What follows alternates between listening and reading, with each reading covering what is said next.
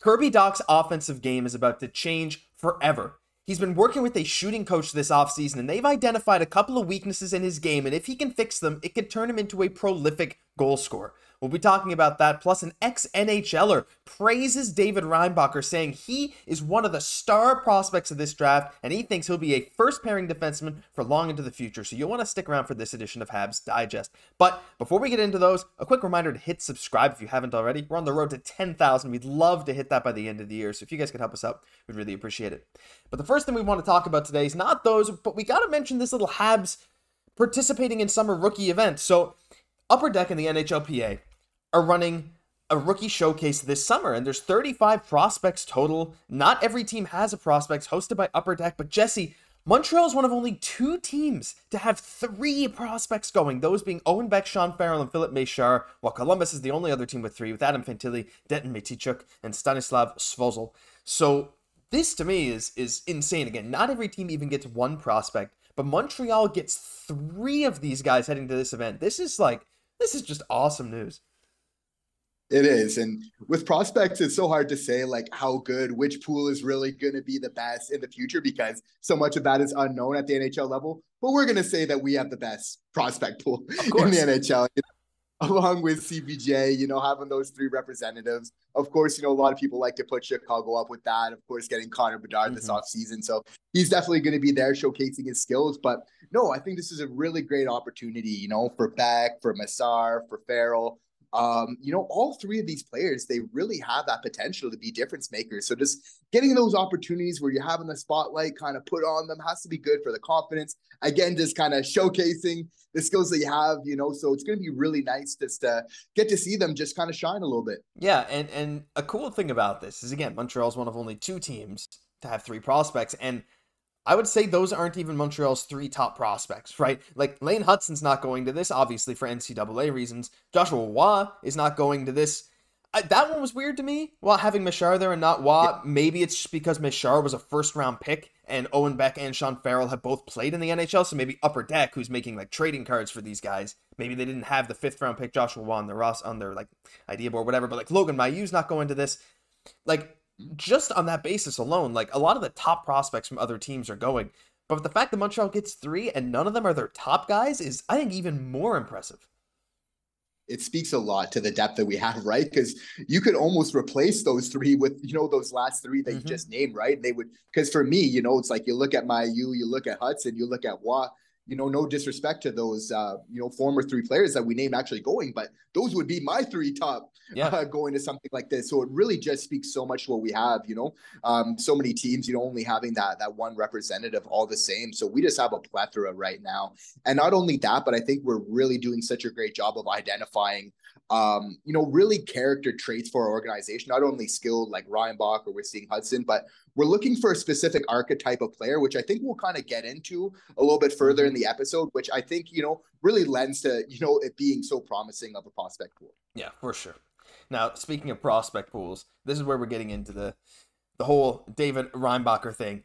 Ex-NHLer praises David Reinbacher, saying he is just basically going to be a star. So let's take a look. Well, first of all, this is Paul Boutillier, and he says David Reinbacher, now j'aime to say, he's never stopped acting like, a first pairing prospect. We're talking about a defenseman who has done nothing but playing against men in a professional league, and he was used a lot on the first pairing in that league. He also said, about last month in the World Championships in Finland, this defenseman is way better, well, yeah, easily better, I guess, is maybe the translation, than most people think.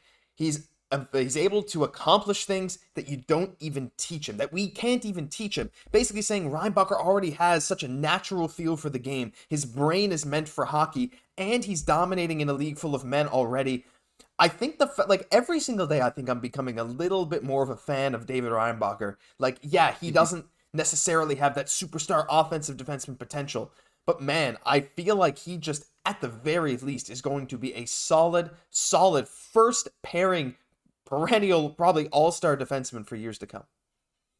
Absolutely. And Paul Boutillier, as you mentioned, former NHLer, involved in coaching, involved in many facets of the game. This is somebody who saw 80% of Reinbacher's games last year. And one of the biggest takeaways from his statements regarding David is just that not only is he hardworking, and talented, but and humble, because we definitely saw the humble side, in the interviews and everything else.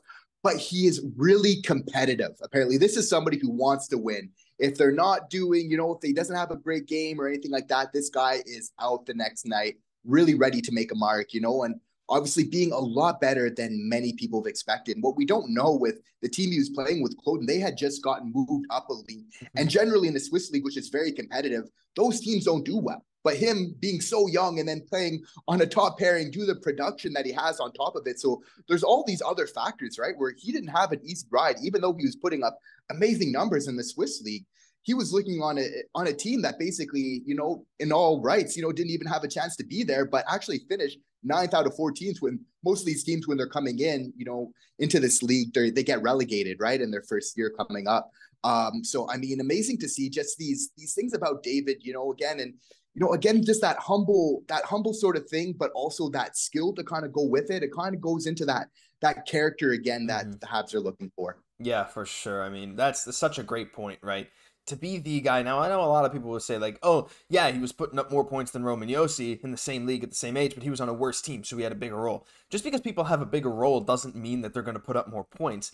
If you have a bigger role on a worse team, maybe you have worse teammates around you, right, compared to someone like a Josi. Now, I haven't gone into the details on whether that's true or not, but again, like you said, Jesse, the team's relative success, relative to what they were expected, was incredible, and that was in big part due to the 18-year-old David Reinbacher. So, again, every single day I'm higher and higher on this guy, especially with like the Michkov news yesterday.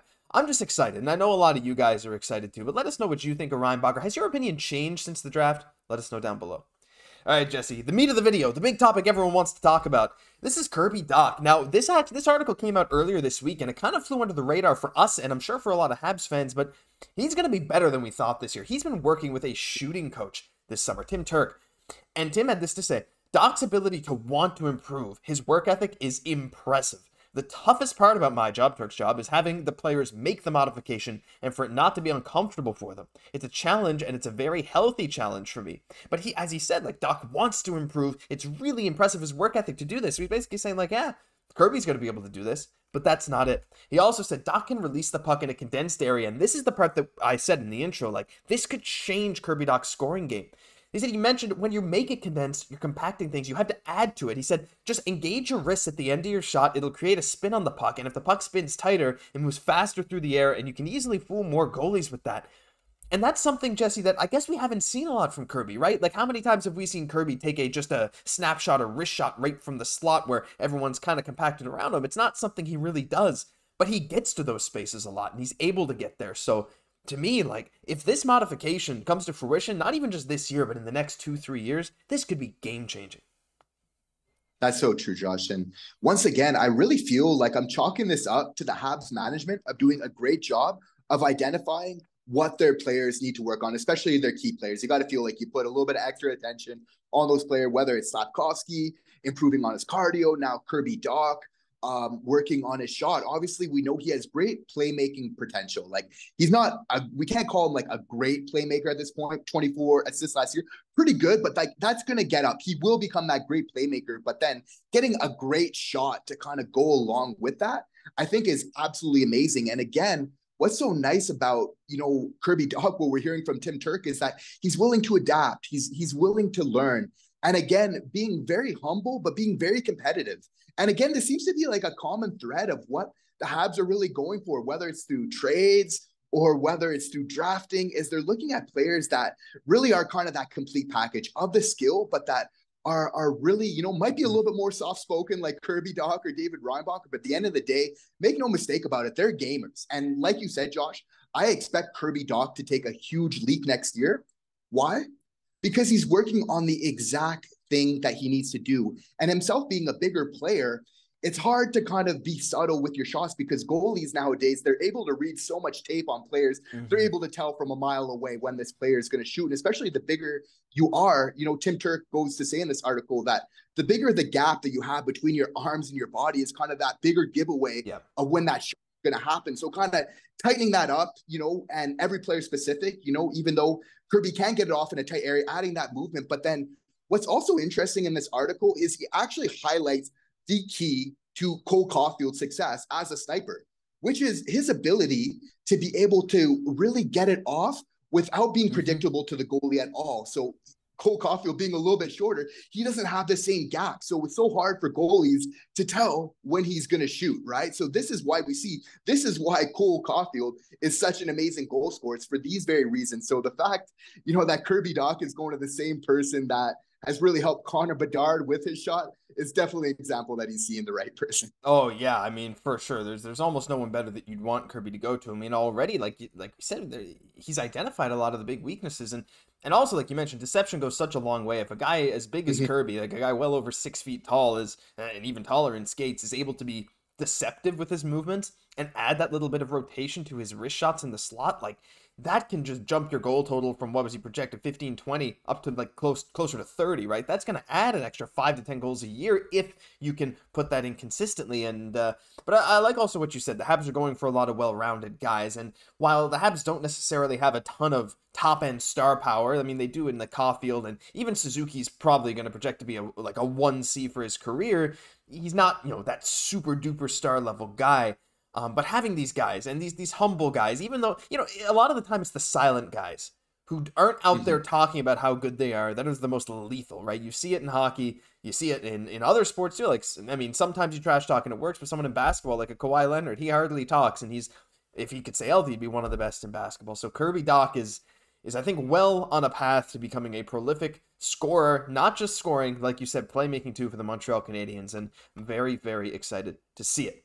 But that'll do it for this news edition of Habs Digest. If you enjoyed, leave a like, comment, subscribe to the channel. Like we said, we're on the road to 10K, and we'd love to hit that as soon as we can. We really appreciate all your guys' support.